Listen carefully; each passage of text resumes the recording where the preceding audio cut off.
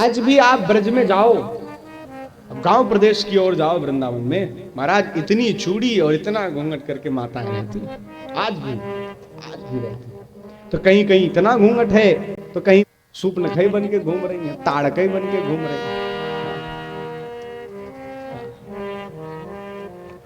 मैं ये नहीं कह रहा हूं कितना कर लो और बज बज के गिरो, नहीं, लेकिन जितना मर्यादा है आपकी उतना तो होना ही चाहिए। आपके बाल, आपके नेत्र तो कम से कम ढके होने चाहिए, माताओं को विशेष। क्यों? इसका भी रीजन है ना, ये हमारे संस्कार हैं, ये जंजीर नहीं है, बेड़ियां नहीं है। आप खूब IAS PCS बनिए, खूब बड़े बड़े ओहदों पदों पर जाइए, लेकिन जो मर्यादा है आपकी उस पर स्थिर होकर चला जाए, उस पर होकर चला। आपका बाल कोई परपुरुष न देखे, आपके सिंदूर कोई परपुरुष न देखे, आपके नेत्र बड़ों से न लड़े, क्योंकि एक मर्यादा होनी चाहिए, इसलिए नेत्रों तक का पर्दा है और कुछ नहीं है। महाराज दशरथ जी मैया सिया को इतना प्रेम करते हैं कि महाराज अपने पास में बिठाकर एक सिया सिया कहते, इतनी छोटी सी है, ये प्रेम है, लेकिन मर्यादा उतनी ही प्रबल भी है। और नेत्रों का भी पर्दा वहीं से मानो शुरू हुई। कथा भी मैंने सुनी अवधवासियों के मुख से कि एक बार मैया सीता दशरथ जी को भोजन पवा रही थी, तब तक एक मक्खी उड़ती हुई आई और उन्होंने थोड़ा सा तिरछी निगाह से देखा तो मक्खी भस्म हो गई। दशरथ जी ने हाथ जोड़ा और कहा, देवी कभी इस दृष्टि से मेरे राम को मत देख लेना। और तब से महाराज अपनी नजरों को छुपा के आने लगी। और दूसरा कारण, आपके हृदय की समस्त संवेदनाएं आपके नेत्रों से प्रकट हो जाती हैं। हाँ? होती हैं कि नहीं? मैं महाराज नैन लड़ जाए तो क्या क्या हो जाता है।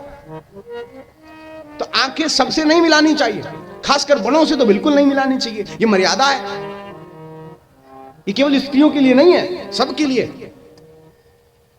आप देखो जो कुलीन पुरुष हैं, कुलीन स्त्रियां हैं, वो कभी नजरों से नजरें मिलाकर बात नहीं करते, एकदम विनम्र। ये होना चाहिए, यही सब मर्यादा है। और ये सब विलुप्त होती चली जा रही है। बाहर तो कुछ और ही महाराज हो रहा है, गांव में तो थोड़ी बहुत बाकी भी है। बाहर जाके देखो पता ही नहीं चलेगा सधवा है कि विधवा है, कोई लक्षण युक्ति नहीं होता उनके अंदर। बालों को तो खास करके माताओं को रखना चाहिए ढककर, चाहे वो रसोई में हो, चाहे वो व्यास पीठ पर बैठी हो। खासकर वो बात विषय अलग है, लेकिन बालों का होना चाहिए। जो सधवा के लक्षण हैं उन सभी चिन्हों से युक्त होनी चाहिए। लेकिन सब हमारा फैशन, वो नाना प्रकार के वो करिया उज्जर लाल लपेट लेंगे जरूर, लेकिन एक सुंदर सा सिंदूर लगाने को कह दे तो वो नहीं लगाएंगे। अरे महाराज एक दिन फोटो आया, साकेत भैया, हम काफी देर तक हंसते भी रहे और अजीब भी लगा। एक माता श्री यहां से सिंदूर लगाई, यहां से अलग फैशन शुरू हो रहा। अब माताओं की चालाकी देखो, यहां हल्का सा लगा करके फिर यहां से पल्ली बाल झाड़ लेंगे, सिंदूर दिखे ही नहीं, कोई समझे ही नहीं कि हमारा विवाह भी हुआ है। अब बताओ, ये सब चीजें हो रही। और ठीक है, अब तो इतनी कुरीतियां फैल गई हैं, शहरों में जाओ तो वो अभद्र तरीके के कपड़े चल गए हैं महाराज। वो सब विषय नहीं है ना, मैं इसको कहने के लिए बैठा हूं, लेकिन बस इतना कहूंगा, थोड़े सभ्य बन जाओ, थोड़े संस्कारी बन जाओ, ये आपके ही भले के लिए है। भोजन कितना भी सुंदर हो, क्या उसे दरवाजे के बाहर रख देते हो? क्या उसे खुले में रख देते हो? भोजन बहुत महत्वपूर्ण है, बहुत ही स्वादिष्ट है, सुंदर है, लेकिन ढक के क्यों रखते हैं? क्योंकि उसकी पवित्रता, उसकी शुद्धता बनी रहे। वैसे माताओं, आप हमारे समाज के लिए बहुत ही बहुमूल्य हो, बहुत ही शुद्ध हो, पवित्र हो, इसलिए आपके लिए जो मर्यादाएं हैं वो आपकी सुरक्षा के लिए हैं, आपकी शुद्धता के लिए हैं, आपकी पवित्रता के लिए हैं, ना कि जंजीर है। जंजीर नहीं है, वो आपके ही हित के लिए है। हमारा तो सनातन धर्म कहता है, यत्र नार्यस्तु पूज्यन्ते रमन्ते तत्र देवता।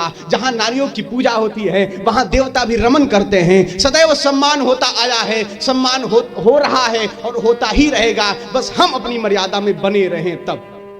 यदि हमारे साथ कुछ गलत हो रहा है तो उसमें कहीं ना कहीं हम भी सहभागी हैं। महाराज, खुले में जब भोजन को रख दिया जाता है तो मक्खियां भिन भिनाने लगती हैं। उसी प्रकार जब आप इस बहुमूल्य शरीर को समाज में खुला रखेंगी तो मक्खियां भिन भिनाएंगी ही, क्योंकि हमारी मर्यादा बनती है कि हम अपने आप को सुरक्षित कैसे रखते हैं।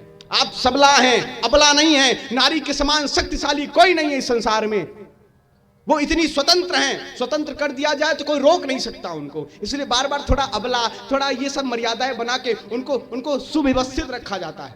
नहीं तो स्वतंत्र स्त्री महाराज बहुत बन भी सकती है और महाराज बहुत बिगड़ भी सकती है। इसलिए मर्यादा में रहें, संस्कार में रहें और सुरक्षित रहें।